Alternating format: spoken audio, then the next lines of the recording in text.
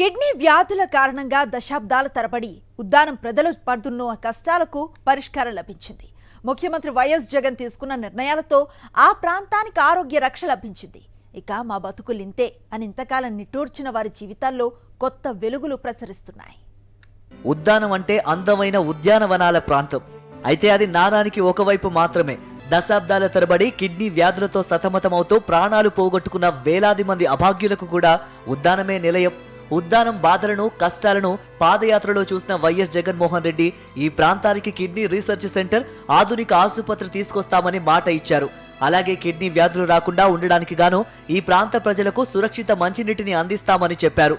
అలా ఆయన ఆ రోజున ఇచ్చిన హామీని నిలబెట్టుకున్నారు. కిడ్నీ వ్యాధిగ్రస్తుల సమస్యకు శాశ్వత పరిష్కారం అందిస్తూ kidney research and super speciality హాస్పిటల్ను వైఎస్ఆర్ సుజలధార ప్రాజెక్టును ప్రారంభించారు. ఉద్దాన ప్రజల దశాబ్దాల కలను సాకారం చేశారు.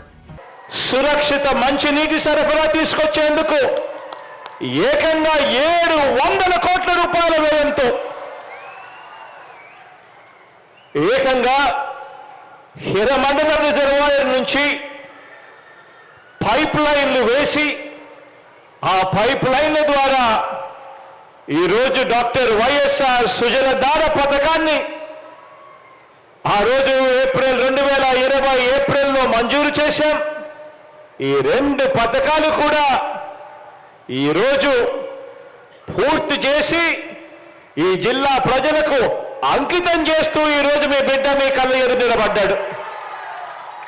కిడ్నీ వ్యాధిగ్రస్తులకు అత్యున్నత ప్రమాణాలతో వైద్య సేవలు అందించేలా జాతీయ అంతర్జాతీయ సంస్థలతో కూడా కలిసి ఇక్కడికి కిడ్నీ రీసెర్చ్ మరియు సూపర్ స్పెషాలిటీ హాస్పిటల్ ఈ పని చేయబోతా ఉంది.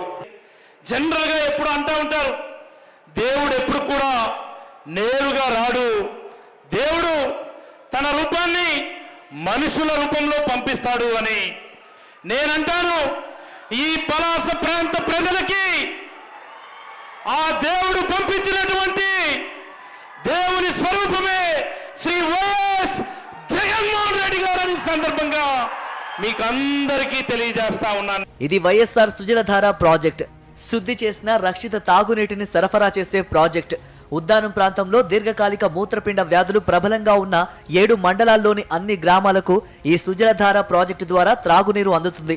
హీరమండలం రిజర్వాయర్ నుంచి నీటిని తీసుకుని శుద్ధి చేసి పలాస, ఇచ్చాపురం నియోజకవర్గాల పరిధిలోని 7 మండలాల్లోని 807 గ్రామాలకు రక్షిత నీటిని సరఫరా చేస్తున్నారు. ఇది doctor YSR kidney research and super speciality ఆసుపత్రి. కిడ్నీ వ్యాధిగ్రస్తులకు మెరుగైన కార్పొరేట్ వైద్యం ఉచితంగా అందించేందుకు, కిడ్నీ వ్యాధులపై పరిశోధనలు చేసేందుకు 85 కోట్ల రూపాయల వ్యయంతో పలాసలో దీన్ని నిర్మించారు. 4 అంతస్తుల్లో అత్యంత ఆధునిక సౌకర్యాలతో ఈ research centre and super speciality హాస్పిటల్ను కట్టారు. పాదయాత్రలో హామీ ఇచ్చిన జగన్ ఆ హామీని నిలబెట్టుకుని తమ ప్రాంత ప్రజల ప్రాణాలను కాపాడుతున్నారని స్థానికులు సంతోషంగా చెబుతున్నారు. చాలా బాగానే మాకైతే జగన్మోహన్ రెడ్డి గారు చేసింది చాలా మేలుగా, అతనికైతే జీవితాంతరం రుణపడి ఉంటాము. గత ప్రభుత్వాల్లో చంద్రబాబు నాయుడు గారు కానీ పవన్ కళ్యాణ్ గానీ వచ్చారు. సో పవన్ కళ్యాణ్ గారు అధికారం రాలేదు. చంద్రబాబు నాయుడు గారు వచ్చారు కానీ చూసి వెళ్ళిపోయారే తప్ప ఇచ్చిన మాట తూచా తప్పకుండా ఎవరైతే పాటించి నెరవేర్చారో అది ఒక్క వైఎస్ జగన్మోహన్ రెడ్డి గారు మాత్రమే. ఇదంతా ఈ చుట్టుపక్కల ఉన్నటువంటి ప్రజలు, ఇచ్చాపురం నియోజకవర్గం అయితేనే, పలాస నియోజకవర్గం అయితే ఈ ప్రజలందరికీ కూడా ఉద్దానంలో పట్టి పీడిస్తున్న మహమ్మారికి పూర్తి స్థాయిలో పరిష్కారం చూపెట్టినందుకు మన ముఖ్యమంత్రి అయినటువంటి ఆంధ్రప్రదేశ్ ముఖ్యమంత్రి అయినటువంటి శ్రీ జగన్మోహన్ రెడ్డి గారికి ఇక్కడ ఉన్న ప్రజలందరూ కూడా రుణపడి ఉన్నారని మనస్ఫూర్తిగా చెప్తున్నారు. 750 కోట్ల వ్యయంతో డాక్టర్ వైఎస్ఆర్ సుజలధార వాటర్ ప్రాజెక్ట్ని ఈరోజు మకరంపురం గ్రామంలో ఓపెన్ చేయడం జరిగిందండి. దీనికోసం మా జగన్మోహన్ రెడ్డి గారికి పాదాభివందనాలండి. మా యొక్క సమస్యను అర్థం చేసుకొని ఈ సమస్యకి ఎటువంటి పరిష్కారం అనేది చూపిస్తే బాగుంటుంది అనే ఉద్దేశంతో చాలామంది సైంటిస్టులని అడిగి తెలుసుకొని దాంతో రీసెర్చ్ చేసి ఇదిగోండి ఇక్కడ ఈ ప్రాబ్లం ఉంది, దీని మీద ఏదైనా సరే దీని పరిష్కారం చూపించాలని అనే ఉద్దేశంతో ఈరోజు మా ప్రాంతంలో కిడ్నీ రీసెర్చ్ సెంటర్ని ప్రారంభించడం అయితే జరిగింది. దానికోసం జగన్మోహన్ రెడ్డికి చాలా పాదాభివందనాలండి.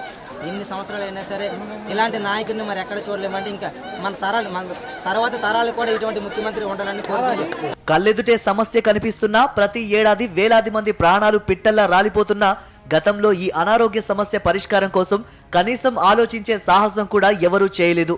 పలువురు నేతలు వచ్చారు, చూశారు, పోయారు తప్ప కిడ్నీ వ్యాధిగ్రస్తుల సమస్యకు శాశ్వత పరిష్కారం అందించే దిశగా అడుగులు వేయలేదు. వైఎస్ జగన్మోహన్ రెడ్డి మా పలాస నియోజకవర్గంలో పాదయాత్ర చేసేటప్పుడు మా ఉద్దానం ప్రాంతం సంబంధించి సమస్యలు విన్నారు, చూశారు, దగ్గరుండి అడిగారు. ఇచ్చిన మాట ప్రకారం ఈరోజు 200 పడకల కిడ్నీ ఆసుపత్రిని కట్టడం జరిగింది. చెప్పిన మాట చేయడం ఒక జగన్మోహన్ రెడ్డికి సాధ్యం అనేది ఈరోజు మేము తెలియజేసుకుంటాం. చాలామంది రాజకీయ నాయకులు, సినీ నాయకులు, సినిమాలో ట్రై చేసిన రాజకీయంకి వచ్చిన నాయకులు కూడా వచ్చి ప్రజల్లో విని గాలి మాటలు మాత్రం మాట్లాడడం జరిగింది. ఒక్క జగన్మోహన్ రెడ్డికి మాత్రం చూశారు, విన్నారు, నేను చేస్తానన్నారు. గెలిచిన 3 నెలల్లో శంకుస్థాపన చేశారు. అది నేనెంతో గర్వకారణం.